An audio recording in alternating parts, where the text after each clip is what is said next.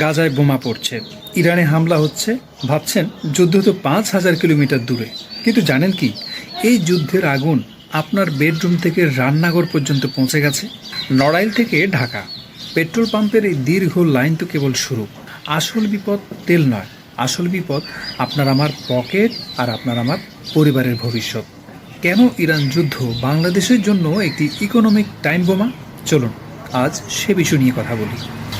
দর্শক, বিশ্বের 20% তেলের যোগানদাতা হরমুজ প্রণালী এখন যুদ্ধের কবলে। তেলের দাম $120 ছাড়িয়েছে। এর ধাক্কায় শুধু বাইক বা গাড়ি নয়, থমকে যাবে কলকারখানা। বিদ্যুৎ উৎপাদন কমলে অন্ধকারে ডুববে বাংলাদেশ, আর সার উৎপাদন কমলে আকাল পড়বে খাদ্যের। কিন্তু সবচেয়ে ভয়ঙ্কর ধাক্কাটা কোথায় জানেন? আমাদের রেমিটেন্স। মধ্যপ্রাচ্যে থাকা 70 লাখ বাংলাদেশির ভাগ্য এখন সুতোর উপর ঝুলছে।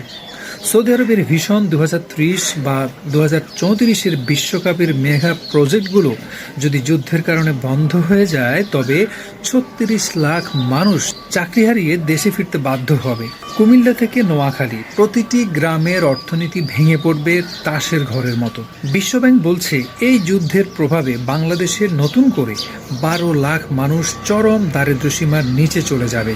অথচ আমাদের পার্লামেন্টে বা সেমিনারে এই মহাবিপদ নিয়ে কোনো আগাম পরিকল্পনা নেই। মনে রাখবেন, প্রস্তুতি না থাকলে অদূর ভবিষ্যতে অনাহার আর অভাব হবে আমাদের নিত্যসঙ্গী। যুদ্ধ হয়তো আজ থামবে, না হয় কাল, কিন্তু এর দীর্ঘমেয়াদী ক্ষত আমাদের কয়েক দশক পিছিয়ে দিতে পারে। সরকার কি পারবে এই পরিস্থিতি সামাল দিতে?